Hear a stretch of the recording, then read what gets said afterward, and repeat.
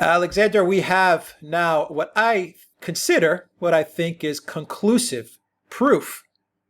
I'll call it proof.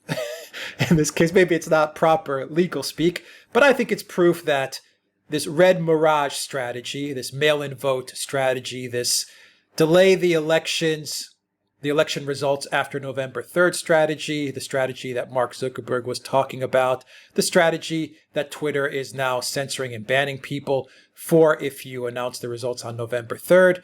This strategy of dragging out the election results seems to be the exact strategy the Democrats are now plowing ahead with. And I say that because you sent me a Guardian article, which all but confirms this. In my mind, it confirms this. Let me read you the title of that article. It says, Biden assembles army of attorneys for post-election legal fight. Protracted battle expected as likely surge in mail-in votes means winner of Trump-Biden contest may not be known on the night. Here are the first two paragraphs, Alexander. Joe Biden's presidential campaign says it is amassing an unprecedented army of attorneys for an expected legal brawl over whether ballots will count in the weeks after the election. The effort will involve several other top Democratic voting rights and election law attorneys, as well as Eric Holder, the former Attorney General. Americans are unlikely to know the winner of the presidential election on election night, in large part because of an expected surge in mail-in votes amid the CV.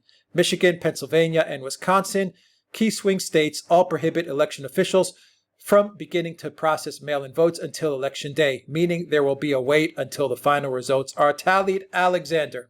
Well, I mean, I do call it proof. I think that's conclusive proof. The Guardian is a British newspaper, but it is completely plugged in to what the Democrats are doing. It is straightforwardly admitted that which we have been saying on these programs now for weeks and months, which is that the Democrats are going to try and overturn whatever election result appears to be materializing on election day. They're not going to accept the fact that Trump has won the election, even if it seems that he has won the election in a big way with lots of electoral college votes. They will be talking about these mythical mail-in ballots. I say mythical because we don't even know to what extent they even exist. I mean, this is, I think, an important point to make out. I mean, we just don't know that whether these, people are bothering with them to any great extent, but they will go on pretending for days and weeks and months that, the result isn't in fact the result. And they're assembling this vast army of lawyers to contest it and dispute it.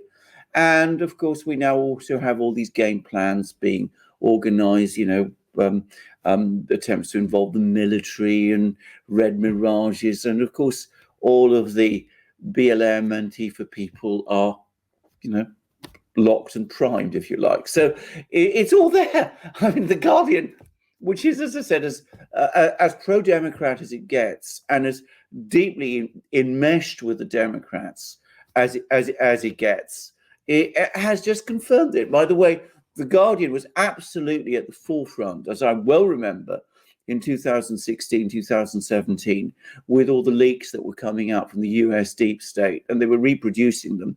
And they were some of the first people to report them many times. So, they are absolutely right at the center of it all. And you have it there. You have it absolutely clearly set out. For the first time in recent US history, the American people will be left in, well, there's an attempt to keep them in ignorance of the election outcome, both on election day and it seems for days and weeks after. And that is something that should make people in the United States extremely worried indeed. I will also add to this something else, which is one can see where the origins of much of this come from. I've been reading over the last couple of days, I've nearly finished it, Byron York's book, Obsession. And in one of the early chapters, he discusses the enormous pressures that were put in 2016 on the electors who were elected to the Electoral College, the Republican electors, to get them to change their votes. And when there was this session of Congress to look into all of this, which is basically, it's usually just a ratification system. I mean, they get the electoral college result, they swear in all the new representatives and all the new senators who've been elected. It's a well-established ritual. Democrat after Democrat representative was getting up, trying on each occasion to dispute the electoral college results and to put pressure on Republican electors to get them to change their votes. It didn't work, and it seems some Republicans hadn't expected it and were astonished that it would happen. But to my mind, it was an early indicator of what is coming after this election. So the only way, it seems to me, to prevent it is to come out and vote in a big way for Donald Trump in November, because if you don't do that, you're going to have an absolute protracted crisis after the election, and The Guardian has just confirmed it.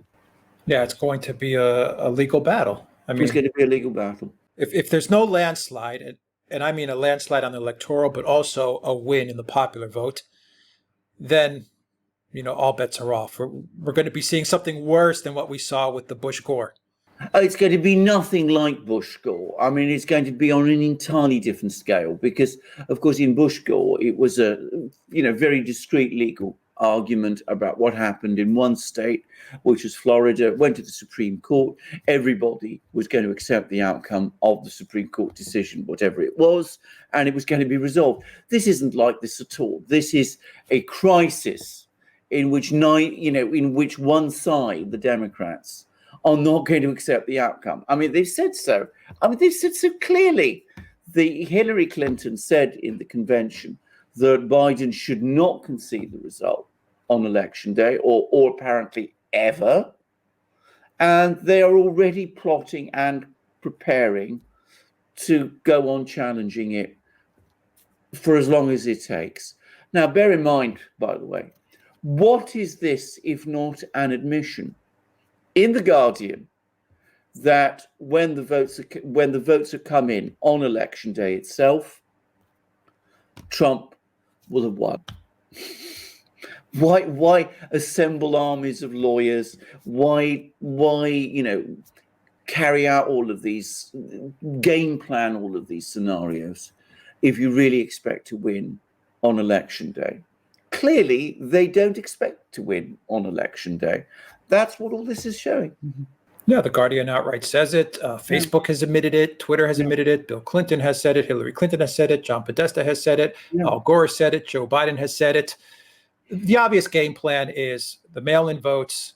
There's going to probably be some sort of, for lack of a better term, a media blackout of declaring the winner. So you may get some transparency via Fox News. I can think of it, the only big mainstream media channel that will try to push the electoral college results as definitive. The other channels and the social media will pretty much put a complete blackout on everything. And then you're going to have the lawyers duking it out. Exactly.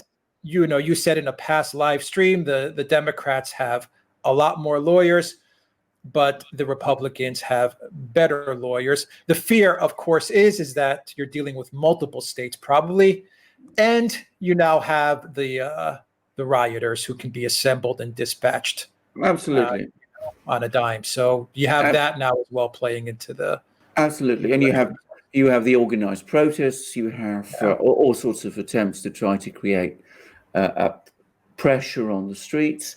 I have to say this. I mean, it's following almost precisely the color revolution playbook.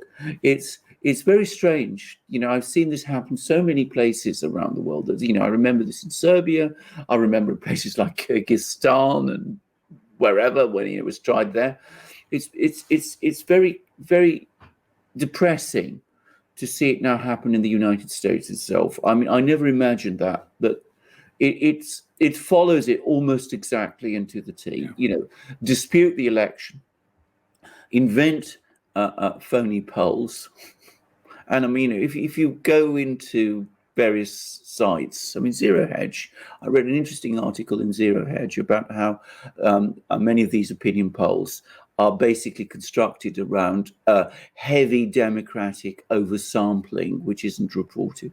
So, creating an impression that your candidate is doing better than he actually is. By the way, there's been a notable decline, if our viewers have noticed, in reported opinion polls, which is a further sign that Biden's lead, if it exists at all, is shrinking. But, for what it's worth, even those opinion polls that are being reported are not really true. But so you have that. You have the impression given of a different outcome from the one that's likely. You have, as I said, the protests primed and ready. You have the lawyers primed and ready. You have the media primed and ready. And it seems that this is the copybook that's now being used in the United States itself. I never believed I would ever see it happen, but it is happening now. It is happening. It's as clear as day that it's happening. You even have Kamala Harris primed and ready to take over. She gave a press conference or an interview the other day, and she even said the Harris administration. No, I saw that. So I mean, everything, it's clear as day what's going to be going on. Absolutely. A person, by the way, who bombed during the Democratic Party primaries, was deeply unpopular, and nonetheless, she's been leveraged into the White House. This is mad. But I mean, look, on the flip side, the good news, the silver lining to all of this is that all our viewers in the United States, we have a crystal clear idea what's going on. And there's now 46, I believe, or 47 days till the polls open, till you go out to vote. So, it's happening. Yes. I still believe this is going to fail, actually. In fact, I'm quite certain that it is. I remain firmly of the view that Americans are far too attached to their constitution and to their system of government to allow these games to succeed. But, it's worrying. Beyond worrying, it is deeply concerning that these things are being talked about at all, and these schemes are being concocted. And now we have confirmation of them from the front page of The Guardian. Yeah. All right. Alexander Mercouris, editor-in-chief of the Duran. Thank you very much. Guys, click on that subscribe button if you like the video. Like, comment, and share this video out as well. Definitely share this video out as well. Get people informed as to what's going on and what's happening in the United States with your elections. And also, please donate to us on PayPal, Patreon, and subscribe. Start your donation helps keep this channel up and running. And Alexander, in the Duran shop, actually for the descriptions of all the merchandise, I say the double-headed eagle looks east and west, always vigilant. It's vigilant. It's looking east and west, always keeping an eye out on things. You also say it in your pitch. For everyone in the United States, be vigilant. Keep an eye out on things. We see what's happening. We know what's happening. The Guardian is telling us. Exactly. What was it, that famous quote, I forget by whom, that the price of liberty is perpetual vigilance. It's never been more true than now. And as Alex rightly says, our double-headed eagle is hovering above, keeping an eye on it all, reporting on it, making it known, and explaining it to our viewers as it happens. So that's what we do in our shop, and you support us doing that by coming to our shop, because it's not easy to do what we do. We have to keep an eye on so many different things, all the time, and it's demanding. We don't have the vast resources of some media organizations. It's essentially the two of us. So bear in mind that we need your help and we need your support to be able to do it. And you can do it by coming to our shop, buying the things that we have in our shop. We have huge respect for you as our viewers. So everything you will find in our shop is a quality item. Those of our viewers who've bought things from our shop, they will confirm that. The reviews we've had, the feedback we've had on our products has been tremendous. And as I said, you support us by going there. And just to show you some items, here we have our magic mug with the flag of the United States. Alex there has the flag of Greece. I have my new t-shirt with the flag of Australia, one of the great English-speaking countries. Alex has one with Canada, another great English-speaking nation.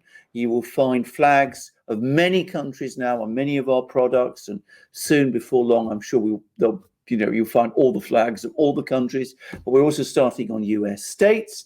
You will find them in our hats too. We've got amazing hats, truckers hats and baseball hats and embroidered hats, also with the flags of our countries. Look out for our hoodies too. And of course, if you want to have the detail of many of our events explained further, you'll find it all in our ebooks. So come to our shop, support us, buy these great things, and Alex will remind you how. You'll find the link to our shop in the description box down below. Alexander Mercurs, thank you very much. Until next time, everybody, take care.